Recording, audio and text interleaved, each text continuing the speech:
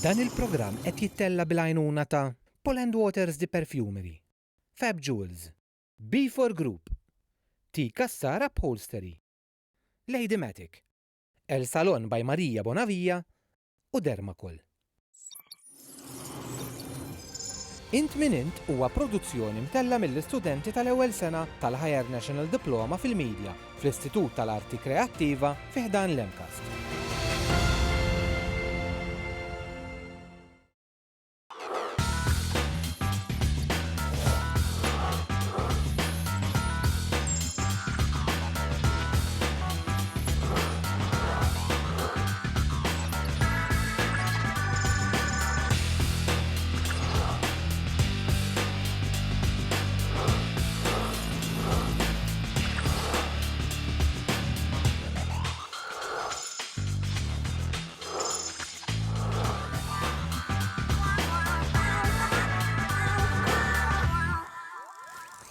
Nilqawkom għall-ewwel programm mis-sensiela Int min Int.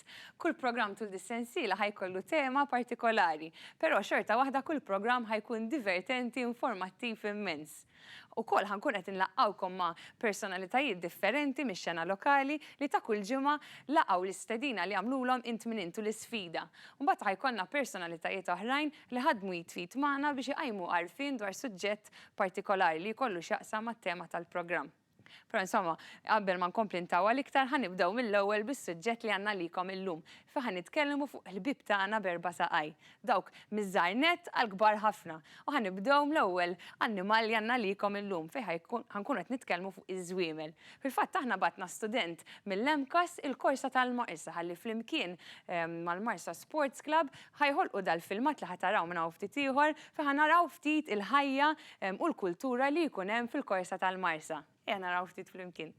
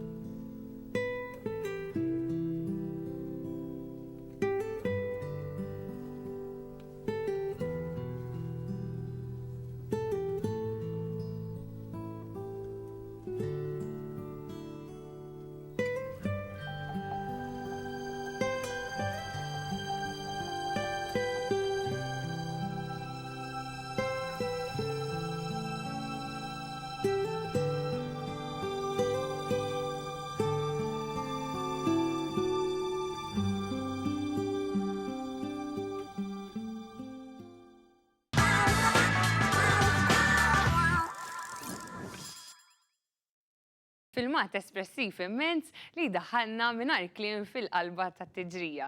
Però mill-żwiemel ta' 4 saqaj ħammur nitkellmu ftit fuq l-istatwa taż-żiemel 3 saqaj. Kienet magħmula mill-artist Austin Camilleri, kien jisimha Żiemel u kif tafu qajmet kontroversja mhux ħażin. L-istudenti tal-Imkast marru l-belt u saqsewkom din mistoqsija stramba. Ejja naraw ftit flimkien x'għedtulna.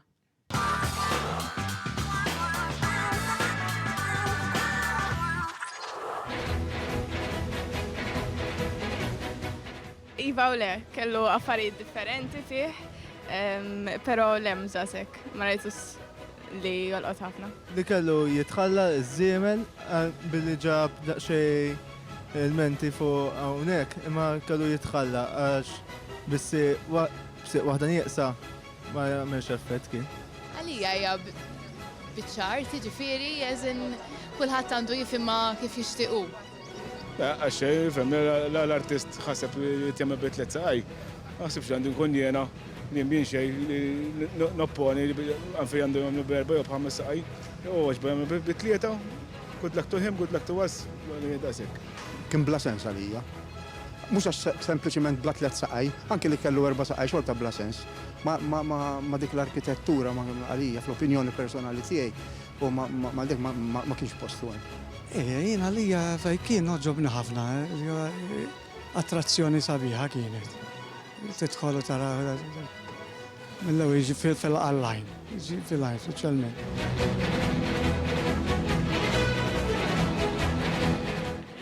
M'għandix idea. Forsi kisira, ma nafx. M'għandix idea, u laqqas interessani nkun naf ngħidlek il-verità. Minni, jew fajja xi daqqa ta' siqu taritlu ma nafx. Saqsililu, ma saqsix lili. Murru jaxuwa naħseb.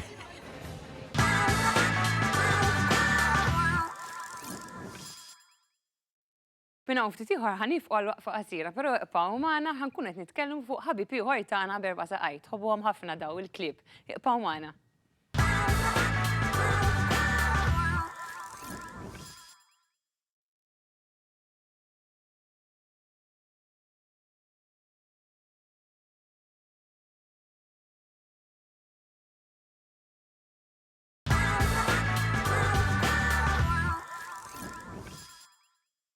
Lura fl-istudio u kif qed nitkellmu fuq il-ħbib tagħna b'4 saqaj, minn hawn ftit ieħor ħankun qed indaħlu l-X Factor u Top Model Malta. Però qabel dan ħanaraw dan il-filmat flimkien fejn ħanaraw inizjattiva nobbli ħafna mal-klieb. Ejja naraw flimkien.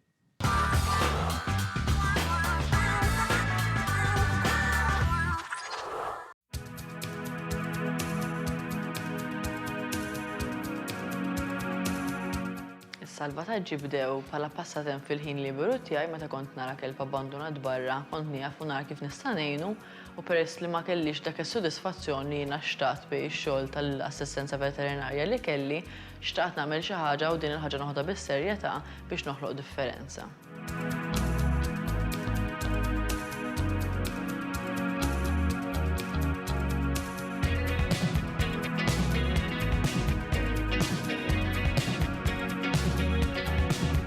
Il-paġna tal-Facebook tant kienet suċċess u kien hemm domanda kbira għas-salvataġġi tal-annimali li ddeċidejt li nitlaq mix-xogħol tiegħi u nagħmel din il-ħaġa bħala xogħol volontarjat. Il-Facebook page inħalqet biex ikolli kollox ċentralizzat taħt kappa waħda u r-rapporti kollha jidħlu hemmhekk. Issa bħala rapporti ovvjament ikun hemm rapporti ta' klieb li huma abbandonati, klieb li ħarbu mis-sidien tagħhom jew inkella klieb li jinstabu min-nies. U peress li għandi s-sorsi limitati tiegħi ovvjament ma nkunx tista' ngħin il-klieb kollha xi jkolli madwar 13 rapport kuljum imma ovvjament ngħin dawk l-iktar każi urġenti.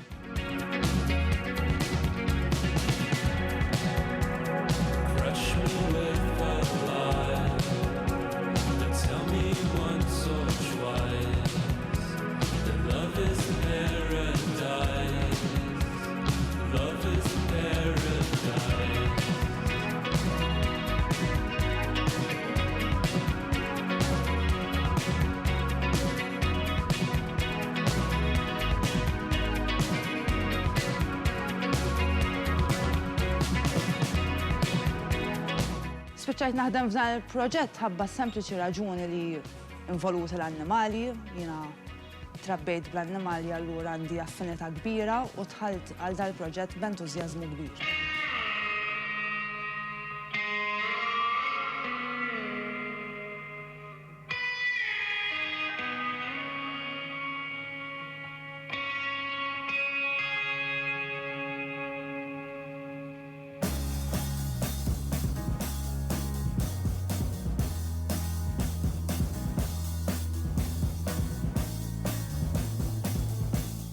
Dan ir-ritratt xtaqt nesprimi żewġ punti.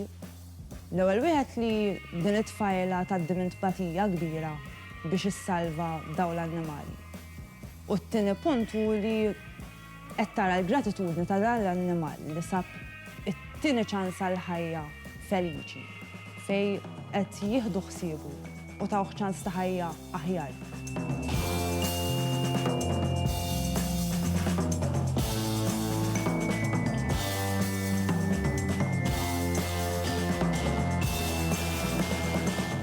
Jien nappella l-Maltin u l-Awċin kollha biex jekk ġala darba jaraw annimali maltrattat jew marbut jew mhux miżmum kif suppost, iċempel jew ifittex għajnuna għax hawn ħafna nies qed jgħinu u iktar ma jkun hawn awareness fuq dis-sitwazzjoni, iktar ngħinu lil dawn il-ħlejja li huma importanti daqsi u daqshekk li qed tara dal-programm. L-iskop tiegħi għall-futur huma ġiex affarijiet l-ewwel ħaġa li jitbidlu ċertu liġijiet dwar id-drittijiet tal-annimali u t-tieni ħaġa li forsi fil-futur ikun hemm diviżjoni tal-pulizija d-drittijiet tal-annimali wkoll. Li hemm ħafna membri fil-paġna hija ħaġa pożittiva immens iżda rridu nafsu li dawn l-affarijiet jinbidlu biex l-annimali jkollhom vuċi.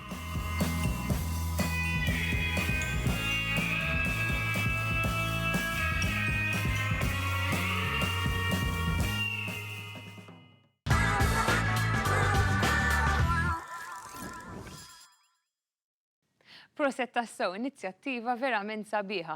Inħeġġeġ il daw kollha li forsi jafu b'xi annimali li għandhom bżonn l-għajnuna li jfittxu l-għajnuna imbosta qdiet barra li jistgħu jgħinukom jew inkella tistgħu wkoll tkellmu Rebecca Geres kemm tfittxu Facebook laqda Spot a Stray Dog Malta, hemmhekk tistgħu tkellmuha u tista' tiggwidakom u ttukom l-għajnuna li għandkom bżonn.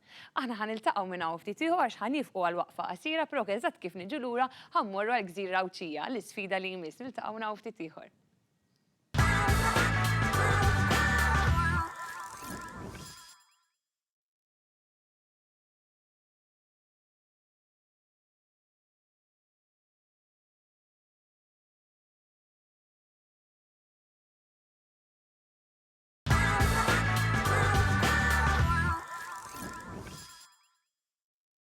Lura fl-istudju hawnhekk għadna dajjin fuq 4 saqajja kif bdejna l-programm bdejna biż-żwiemel u mbagħad rajna s-salvataġġ tal-klieb u issa se naraw sfida bit-tawr jew kif nafu aħjar il-barri.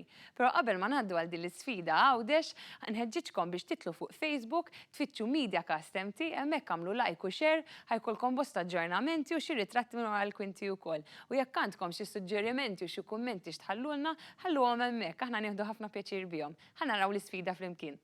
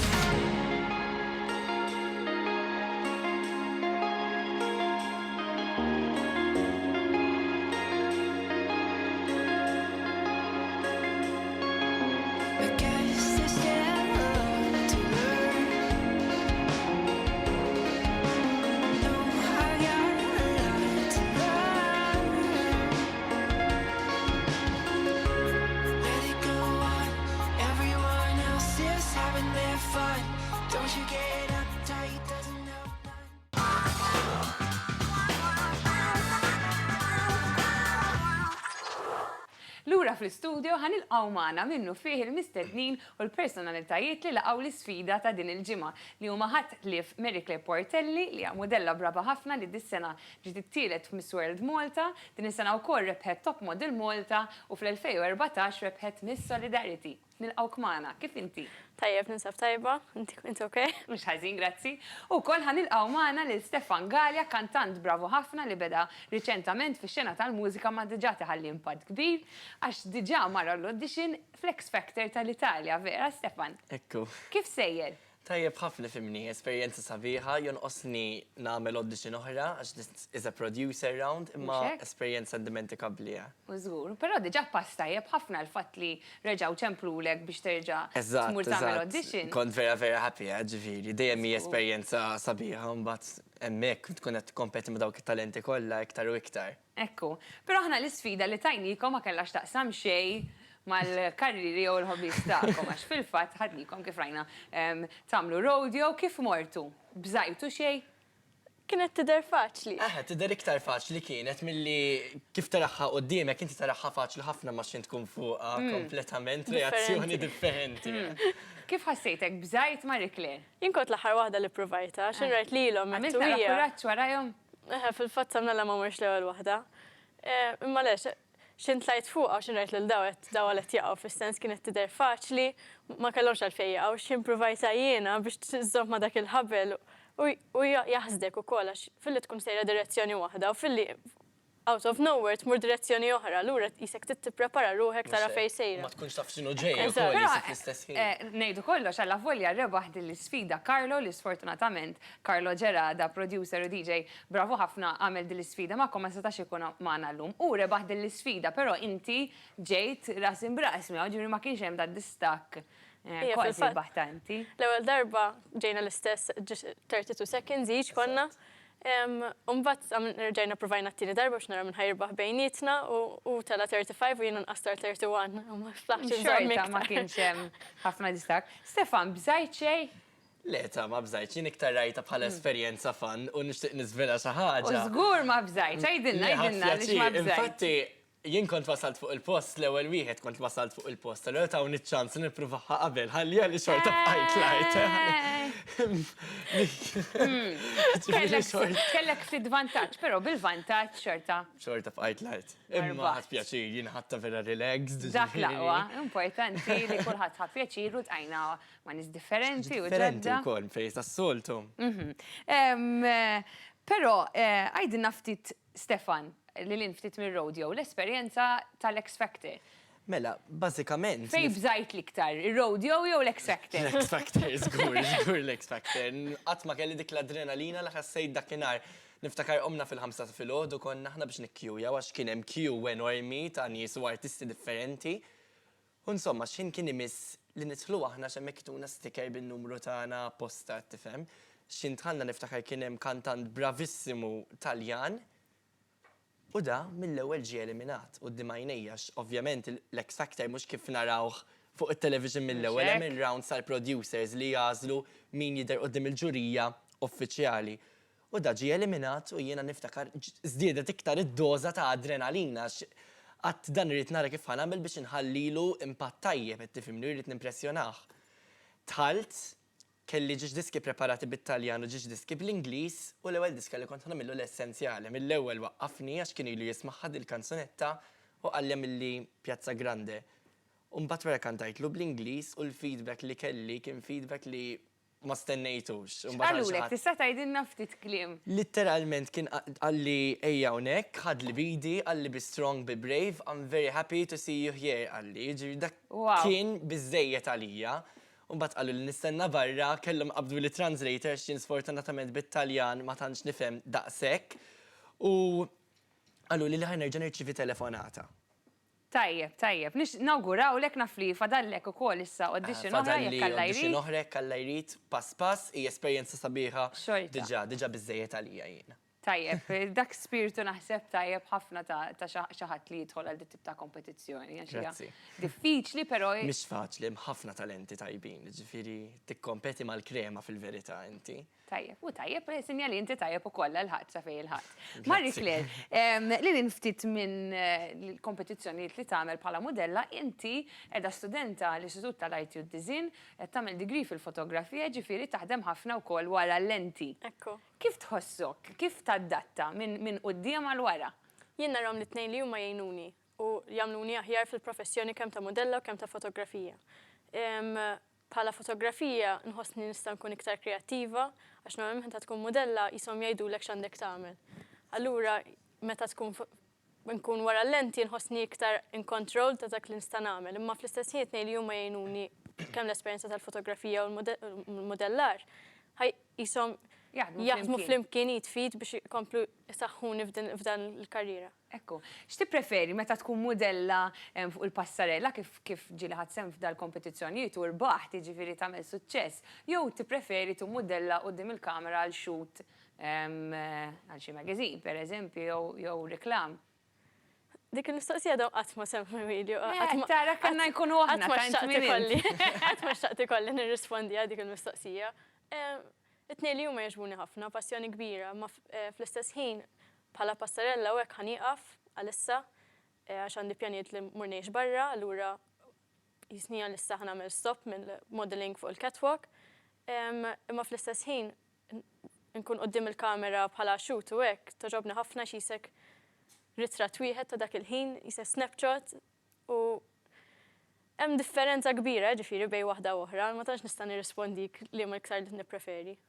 Tajjeb, jien nixtieqlek di tevolvi, ġifieri apparti mill-ħajja li tikber, ġifieri nixtieqlek kull ġid speċjalment kek ħassifer barra minn pajjiżna u nixtieq ningrazzjakom ħafna tal-li ġejtu magħna, Stefan, nixtieq kull ġid tal-kompetizzjoni li qed tagħmel tal-X Factor u fil-karriera tiegħek. Bħala ringrazzjament żgħir tal-li lqajtu l-isfida li tajnikom għandna regal grazzi għand Poland Waters the Perfumery kif ukoll il-Feb Jewels.